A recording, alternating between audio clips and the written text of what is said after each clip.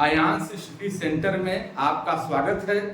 प्रिय छात्रों, आज हम आव्यूह के प्रश्नावली 3.1 के छठवें सवाल से आगे हल करेंगे। हम छठवें सवाल का फर्स्ट पार्ट जैसा कि हमने ब्लैक बोर्ड पर लिखा है कि निम्नलिखित समीकरणों से x, y तथा z के मान ज्ञात कीजिए। और यह लिखा है कि आव्यूह 4, 3 x 5 इक्वल टू आव्यूह y z 1 5। तो बच्चों, दो आव्यूह समान तभी होंगे जब उनके पहली बात कोटि समान हो और दूसरी बात उनके संगत अवयव बराबर हो। अर्थात A11 पहली आव्यूह में दूसरी आव्यूह में A11 के समान हो। A12 इसका मतलब पहली रो और दूसरी कॉलम में स्थित अवयव दूसरी आव्यूह में भी A12 के समान हो। इसी प्रकार से दूसरी रो में A21 यहाँ A21 समान हो और A22 इस आव्यूह के समान हो। तो दो आव्यूह समान तभी कहे जाएंगे यदि उनके आर्डर समान हो और उनके संगत अवयव बराबर। तो हम देख रहे हैं कि दोनों आव्यूह समान है और दोनों का आर्डर समान है, इसलिए इनके संगत अवयव बराबर होंगे। तो कहेंगे कि संगत अवयवों की तुलना करने पर, संगत अवयवों की तुलना करने पर, संगत अवयवों की तुलना करने पर, तो जब बच्चों तुलना हम करेंगे देख लेंगे कि यह पहला अवयव 4 है, पहली रो और पहले कॉलम का ये पहला रो 4 है। चाहे हम रो से तुलना करें चाहे कॉलम से तुलना करें, कोई भी तुलना करेंगे हम संगत और तुलना करेंगे। तो पहली रो का पहला 4 है, यहाँ भी पहली रो का पहला y है, इसलिए हो जाएगा यानी 4 इक्वल टू y, अर्थात हो जाएगा y इक्वल टू 4 हो जाएगा। फिर देख रहे हैं पहली रो का दूसरा अवयव 3 है और पहली रो का दूसरा अवयव z है। इसका मतलब है कि z इक्वल टू 3। यहाँ पर देखेंगे दूसरी रो का पहला अवयव x है और यहाँ पर दूसरी रो का पहला अवयव 1 है, तो लिख दें x इक्वल टू 1। इस प्रकार और देखिए दूसरी रो का दूसरा अवयव यहाँ पर दूसरा दोनों समान है। इस प्रकार से हम इस समीकरण का हल प्राप्त हुआ। इसका आंसर हो जाएगा कि आंसर लिखने बच्चों x equal to 1, y equal to 4 और z इक्वल टू 3। जब भी दो आव्यूह समान होते हैं, दो मैट्रिक्स सेम है, इसका मतलब उनके आर्डर समान होंगे और संगत अवयव बराबर होंगे। इसी नियम का पालन करते हुए हम सवाल को हल करेंगे। अब हम इसका सेकंड पार्ट बता रहे हैं बच्चों। देखिए सेकंड पार्ट दे दिया है, इसको आप अपने बुक से देखेंगे। सेकंड पार्ट में दे दिया है कि x प्लस y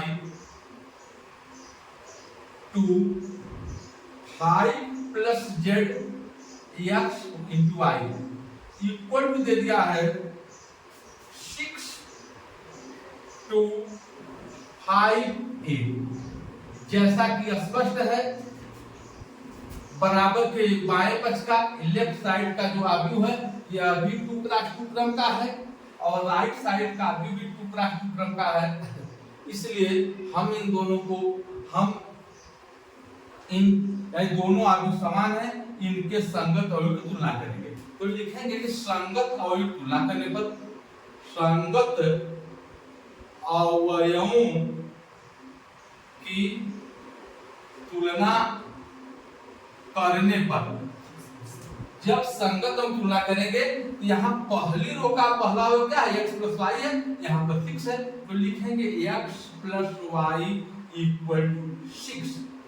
और इसको लिखेंगे, देखिए ये 2 इक्वल टू है, इसको स्पष्ट इसको लिखेंगे नहीं। यहाँ पर दूसरी रो का पहला अवयव है कि 5 प्लस z इक्वल टू 5 और तीसरी रो का दूसरी रो का दूसरा अवयव है x into y equal to 8। इस प्रकार से हमारे पास तीन समीकरण मिल गए। हम इन तीनों समीकरण की सहायता से हम सवाल यानी कि x, y और z की वैल्यू प्राप्त करेंगे। तो पहले हम देख रहे हैं कि समीकरण 2 से z की वैल्यू आसानी से मिल जाएगी। तो कहेंगे समीकरण 2 से लिखेंगे कि समीकरण 2 से 5 प्लस जेड इक्वल टू 5, तो जेड इक्वल टू हो जाएगा 5 माइनस 5, तो जेड इक्वल टू 0 आ गया। अब हमारा एक मान जेड का मान मिल गया।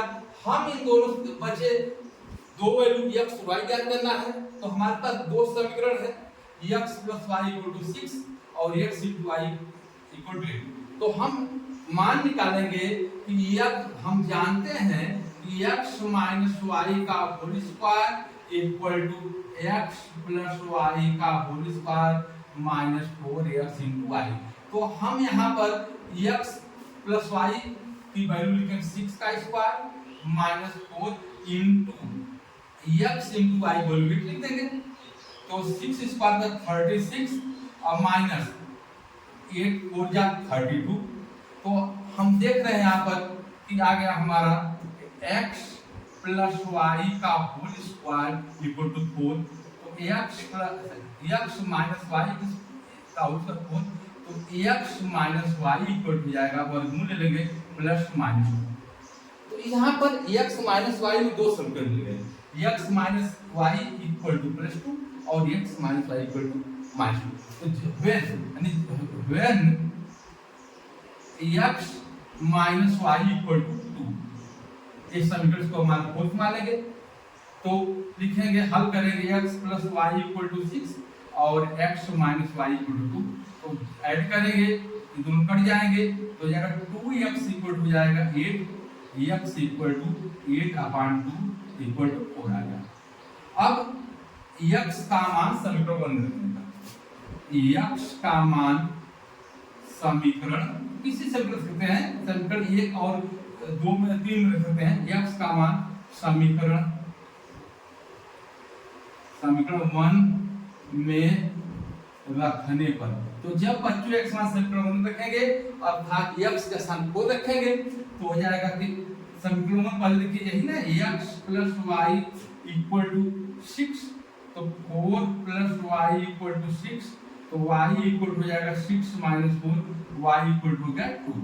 इस प्रकार से जब यानी कि x प्लस वाई की वैल्यू 2 है, तो x की वैल्यू 4 मिली, y की वैल्यू 2 मिली और z की value 0 milli.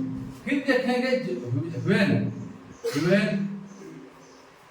x minus Y equal to minus 2, तो जब ऐसा हो, ऐसी दशा आ जाए, दूसरे शब्द लेंगे तो फिर हल करेंगे, वही प्रक्रिया अपनाएंगे, x plus Y equal to 6 और x minus Y equal to -2। इस बार जब ऐड करेंगे बच्चों, तो यहाँ पर तो y से y कैंसिल हो जाएगा क्योंकि प्लस और माइनस दोनों हैं, इसलिए 2x इक्वल टू, यहाँ पर ये प्लस 6 है और 2 माइनस है, चीज विपरीत है, इसलिए बड़े में से छोटा घट जाएगा, वही चीज लिखेंगे जो बड़े के आगे होगा। तो 2x इक्वल टू 4 हो जाएगा, अर्थात x equal to 4/2 equal to 2 आ जाएगा।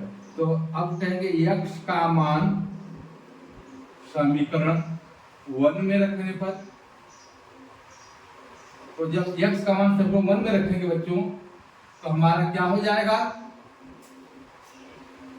2 plus Y equal to 2 plus Y equal to 6, तो y इक्वल हो जाएगा 6 माइनस 2 इक्वल 4। इस प्रकार हमारा दो आंसर हुआ। पहला आंसर हो जाएगा answer x equal to 4, y equal to 2 और z इक्वल टू क्या आ जाएगा 0, तथा दूसरा आंसर आ जाएगा x equal to 2, y equal to 4 और z इक्वल टू 0।